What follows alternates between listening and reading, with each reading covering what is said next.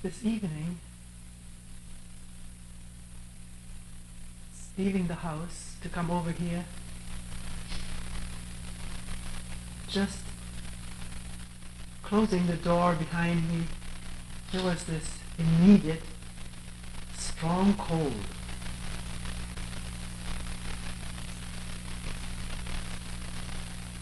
It was there. It was nothing to be argued with.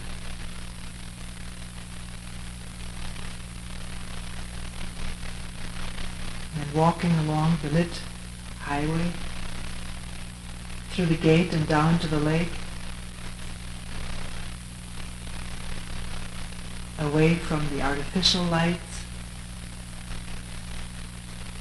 the darkness, the real darkness of the night, and yet the lightness of the snow, soft, soundless in places, and then hard and crunchy, crunch, crunch, crunch underfoot. Looking up to the sky, it's amazing. The branches of the trees are darker than the sky.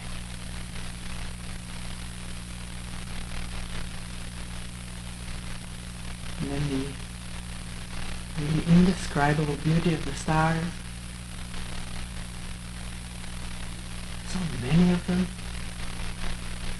Very bright ones, yellow ones, reddish ones. Many places just a dusting of them. Down at the lake, so still tonight.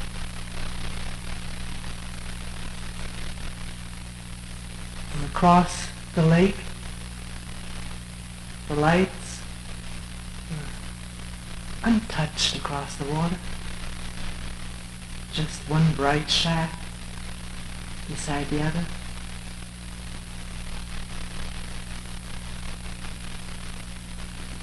Just here and there,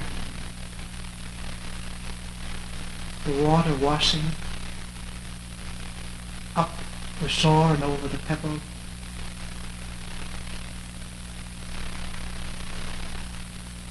Moistened pebbles are stars on the earth.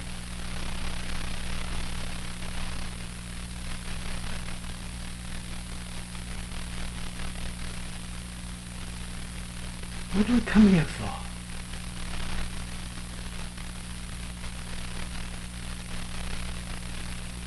Why are we here?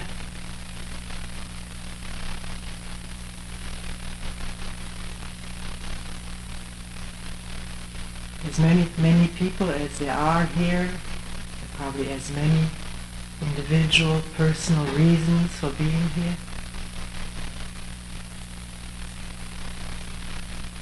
And yet, deep down, beyond our personal, different reasons for coming here,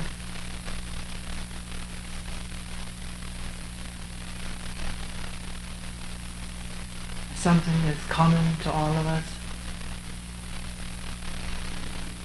and that is living for the most part of our days and nights in a shell, in a tight shell.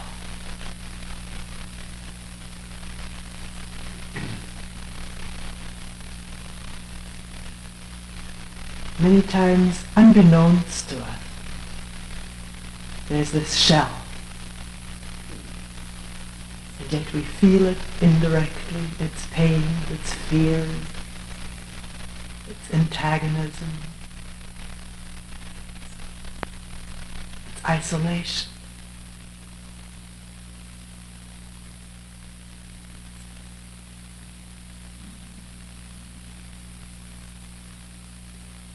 The cut-offness of living in a shell. Dependent on nostalgic memories of the past or nostalgic hopes for the future, interlaced with pain and fear.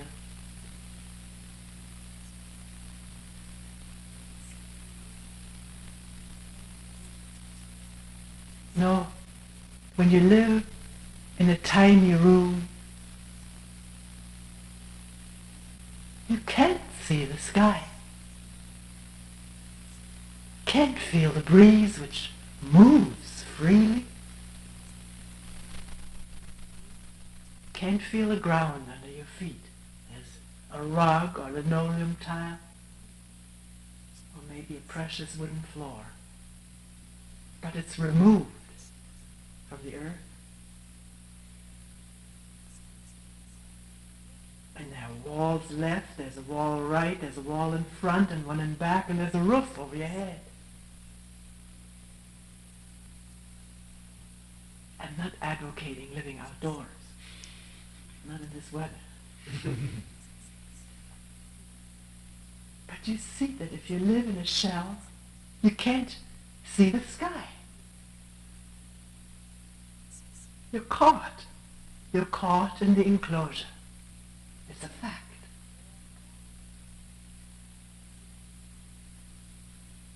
The walls are there, the compartments. We bump into them and hurt ourselves. Try to reach through the windows.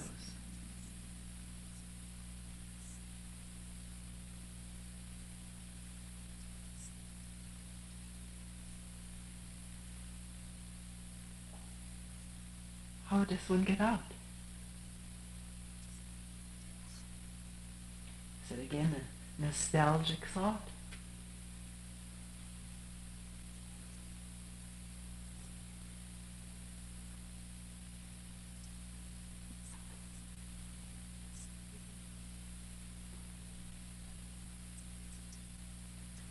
Sitting here for I don't know how many days, don't count them.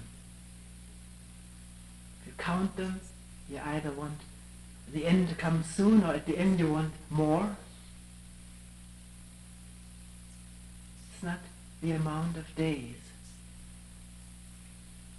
It is working without counting days, successes, failures.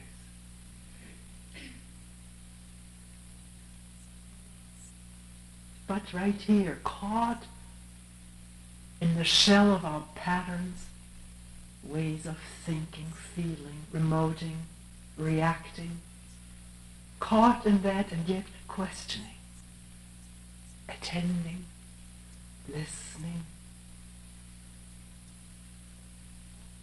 without any pattern. Is that possible? Caught in a pattern and yet working without a pattern? Attending to the breathing, but not calling it breathing.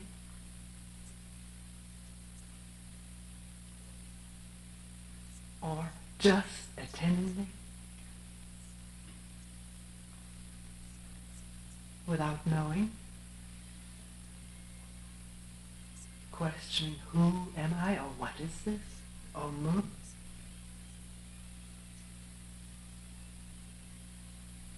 Without knowing what's there and yet in touch with it. What is what's there? What is it? Who? Not the pattern of energy, the pattern of striving, or the... No. Not knowing. In the midst of all these encrusted ways, these conditioned ways of the mind and the body, attending, questioning, without knowing where to, where from, and what time is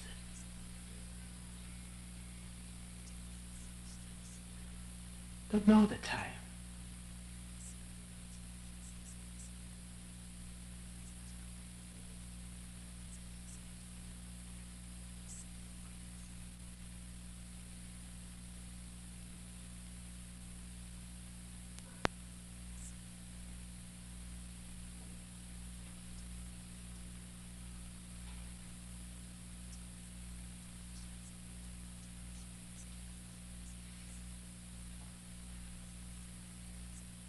Several of our guidelines have been mentioned. I'll talk a bit about a few more. One of them is agreeing to be silent during this retreat. There are many different retreats going on in the world, in this country, and there are different ways in which there's silence or part silence. Here we're agreeing to be silent in the kitchen, in the bedrooms, in the sitting room, during work periods, during rest periods, at all times if possible. Because there may be an emergency when you need to talk immediately to someone, then if it is possible, talk to the person where you're not seen or heard by the other participants. If you don't need to talk because there's no emergency, use pencil and paper and write what needs to be said to the person whom you want to communicate. But let's say a warning about the writing of notes.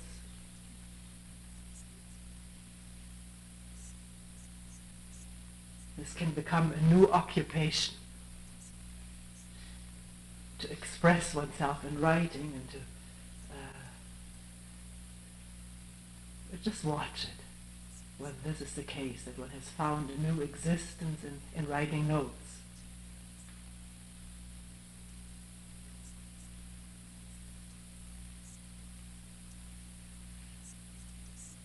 And if you find it happens, look underneath it.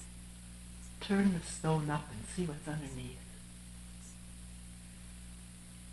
Feeling bored or feeling at a loss, feeling a queasiness of no structure to the day, or look at it.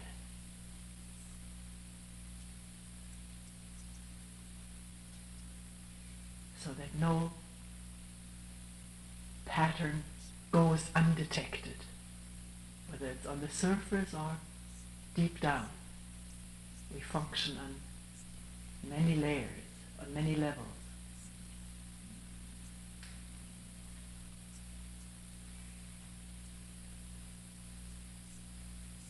It's already been mentioned by the coordinators to try to be quiet, which really means to listen to the noise that one makes, some of it inevitable, much of it arising out of inattention, which is not said in any moralistic way at all. It's just something to find out. It's interesting to see that if a noise was made, one notices, yes, one was caught in thoughts, one wasn't attentive to what was in the hand or underfoot. Yet when there's attention, one hears the noise or sounds that are made and becomes a different thing. Not the absence of all sounds, but sound and silence are permeated with attention.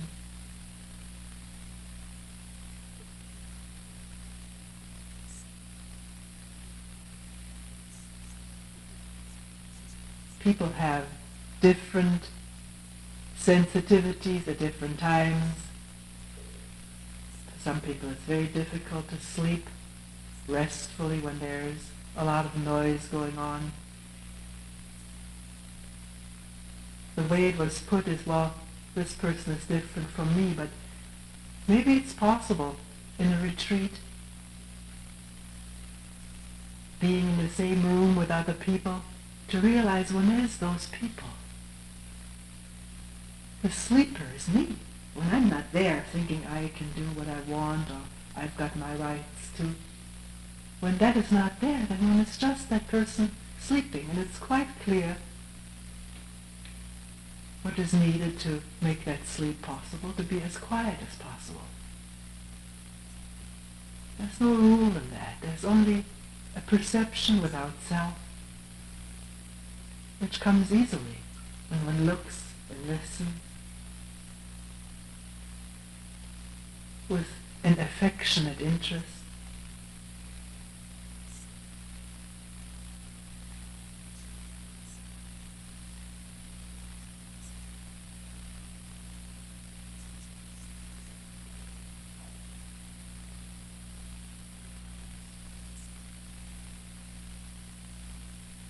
Keeping the eyes down is very helpful. They sound like the imposition of a rule. It is not. Some people over the years here and there have told me it's impossible for them to keep the eyes down for sometimes a physiological reason. Well, then keep them wherever they are most comfortable. But if you have no particular physiological handicap, try keeping them down, half open, half closed, and see what happens. It is a motionlessness of the eyes when it is indicated to be motionless. Of course, at the table or during work, you need to look around at times, and then it's not a problem, not to make a problem out of it. Because this is not a hard and fast rule. It is a helpful thing, something to be discovered. What happens when the eyes are not constantly surveying, scanning the environment, which they are doing, which is the pattern, the habitual pattern for the eyes to scan, to see whether there's some danger around or something interesting to go to, which keeps the mind constantly occupied with search and objects of search for the search. Here there's nothing to search. We're all in this thing together. And some people are even bothered if they're being watched by others. But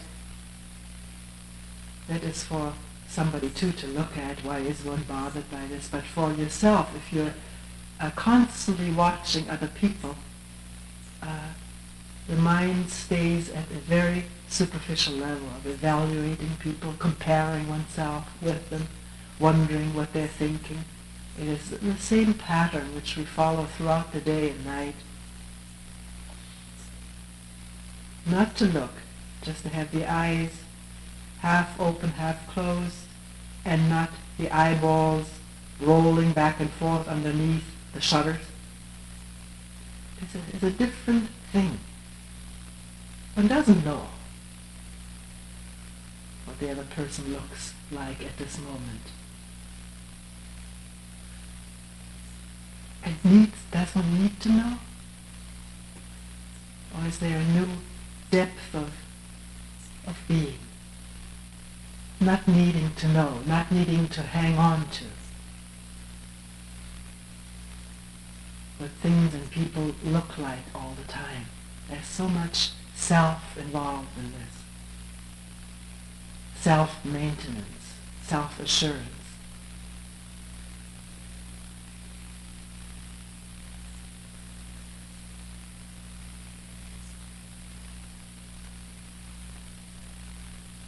This what was just talked about pertains to sitting and walking in the sitting area through the house, except where you need to look. When you walk outside, it's up to you. You'll find out at times you'll just want to keep the eyes in the same way, because there's a depth of attending, a depth of questioning which comes with this posture of the eyes. And yet, if you do look up at times, look up, look at the snow, the water, the trees, the branches. then what is there? If you don't try to see anything that you know or that you want to happen.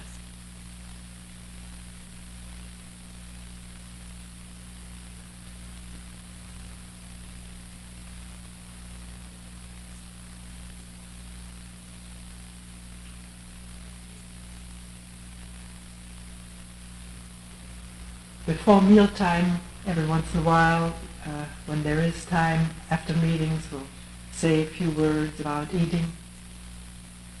It's a particularly good time to attend to habitual patterns of eating, reaching for food, the rush in which we often are, or the inattentiveness to what's actually going on this moment. We'll draw attention to it. It's for each one to look and attend for himself or herself. It used to be the custom to say about how much to eat, but this is for each one to find out for oneself.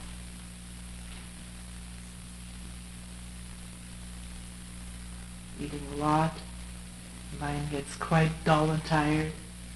So to find the right amount to replenish the body and not overeat. And yet if one does overeat, what are all the elements of overeating? What is all going on? Not listening but attending to the state of the stomach, but the mind wanting more, clinging to the taste, feeling one isn't getting enough, or one has to make it disappear quickly. All of this is to be observed, and in the observation can there be no pattern, no moralizing, nothing, just an innocent attending, which has no walls.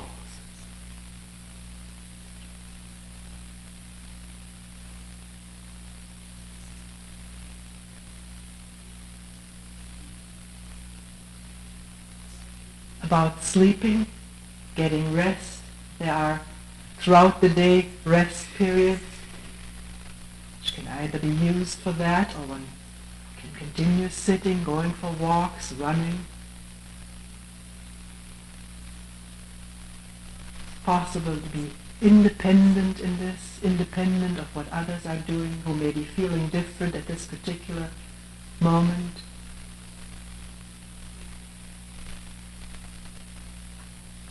At night at 9:30, if one is exhausted, to go to sleep, if it's possible. Sometimes one is exhausted, but one cannot sleep. There's a lot of alertness and energy. Sometimes to walk then can be real refurbishing. Or to lie in bed without making a problem out of not falling asleep. One doesn't make a problem out of getting so and so many hours, and or maybe able to get up again. Maybe go to sleep, wake up at a later time, in the middle of the night, feel wide awake, come to the sitting area, it's open all the time.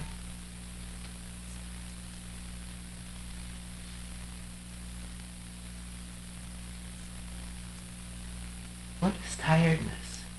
What is exhaustion? Is it a pattern of thinking interwoven in that? It is. One says to oneself, one verbalizes to oneself, oh, I'm so wiped, and the words themselves have an impact on one.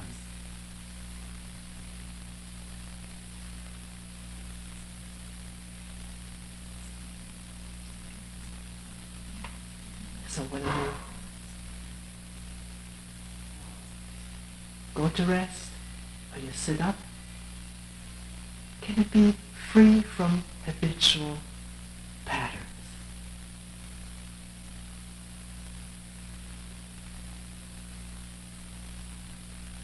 Other people are not going to sleep. Do you feel ashamed? Everybody else goes to sleep and you sit up. Do you feel heroic?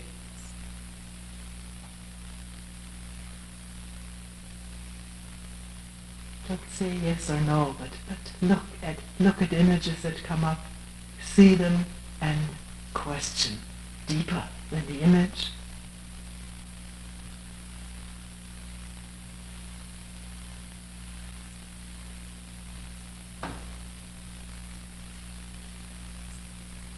It has already been mentioned that you can take any amount of time, rounds of sitting, to go for a walk. You don't have to be here in the sitting area if you don't feel like it. Do leave us a note telling us when you come back, because if you're not back, we will look for you.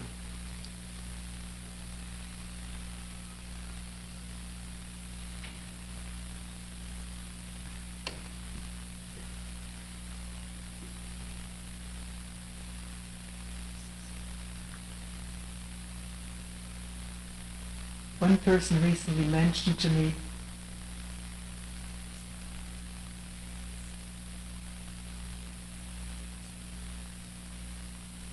what if by being allowed to leave the sitting area, I don't face what I faced at the time that I was not allowed to leave the sitting area? Is one evading or avoiding something?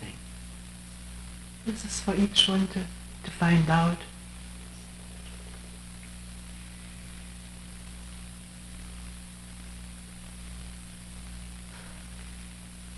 Rules and regulation cannot make us face ourselves.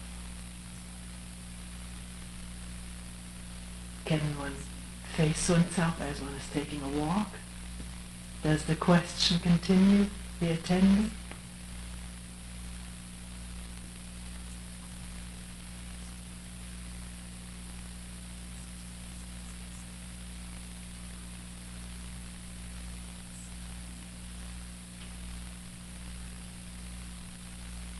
About the Kiyosaku.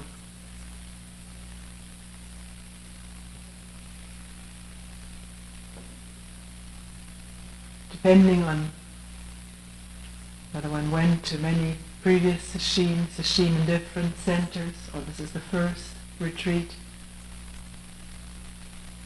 there are all kinds of ideas and memories about the stick. We don't call it Kiyosaku anymore.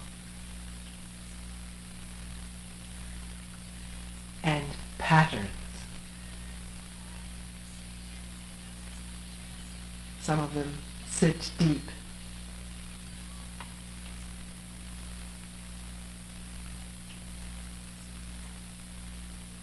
We're not trying to use the stick here according to any ideas or set patterns. You can change your mind any time during the day, whether you want more or want less, want it stronger, want it weaker, or want it to be up to the coordinator to hit whenever they feel like it. I don't know on what basis.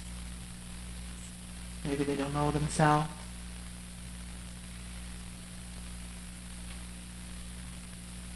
The stick is used because many people feel it is helpful. There's energy that is generated at times when there's really a state of grayness or a dullness. Yet at times to face that, to just be that and question right in the midst of it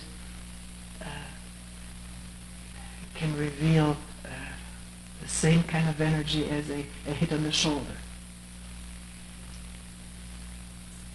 Some people have said at times when everything is so vague and dreamy, which often inevitably happens in the course of sitting for many hours a day and night, a hit on the shoulder, it's just something there, real, something real.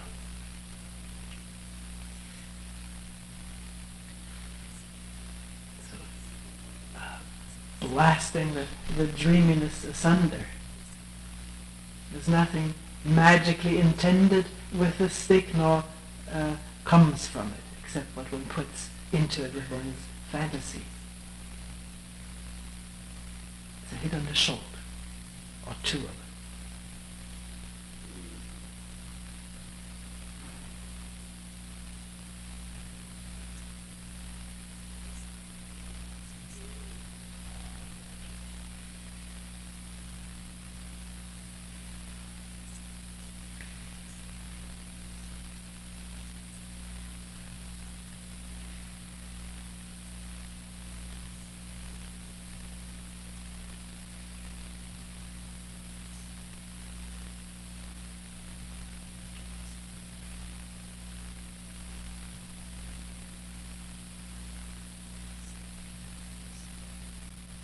At times, during meetings,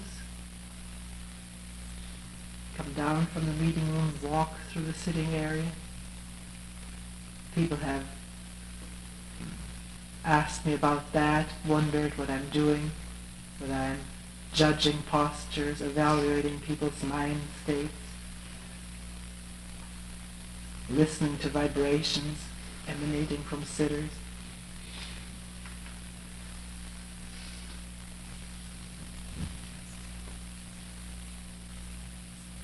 One reason that I come down is that I can't sit up there all the time. My legs get tired. And there's only so many people in one block of a meeting time that we can be together with. And lots of people sitting down here, so coming down and standing next to or near people is being with you as a friend, not as an evaluating teacher. Don't know what a right posture is, I don't have one myself. Very often a ideal posture can hide a lot of tightness and tension and ambition to sit well.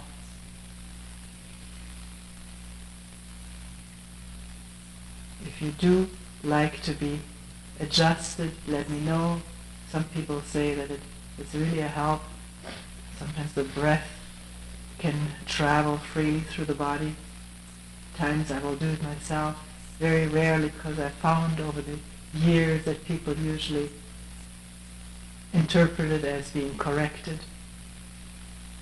And then the image of needing to sit well when one hears this person come down.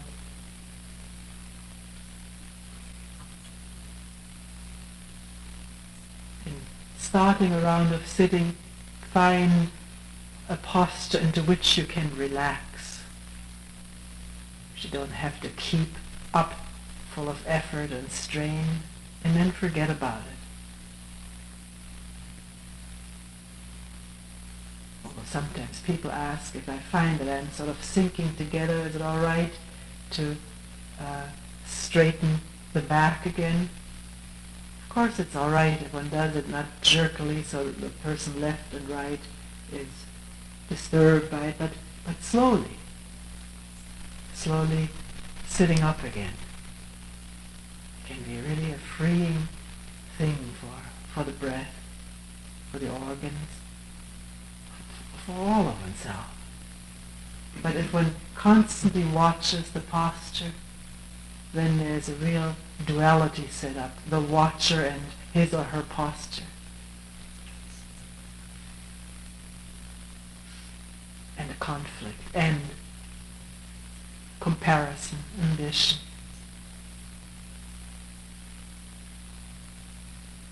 Who am I? Watching myself, me and myself. What is this?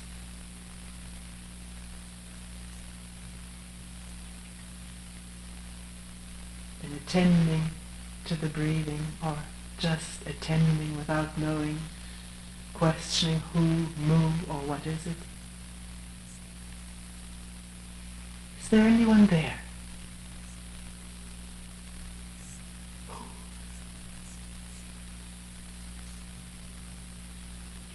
Who, if I don't know, if I don't have images of myself as being this or that? What is underneath them? It's these images that are the shell, the walls. Who, what,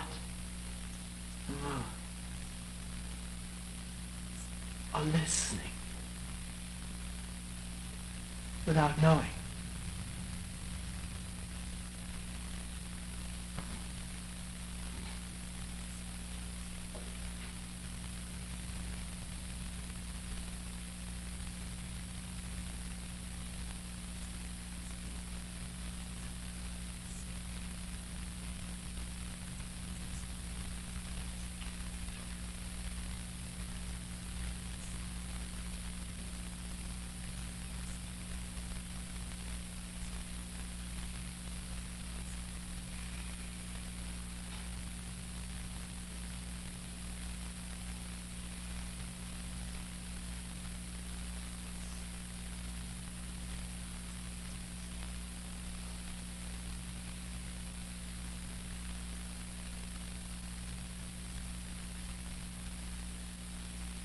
Please set up the sitting room, and at the next bell we'll have the period of walking.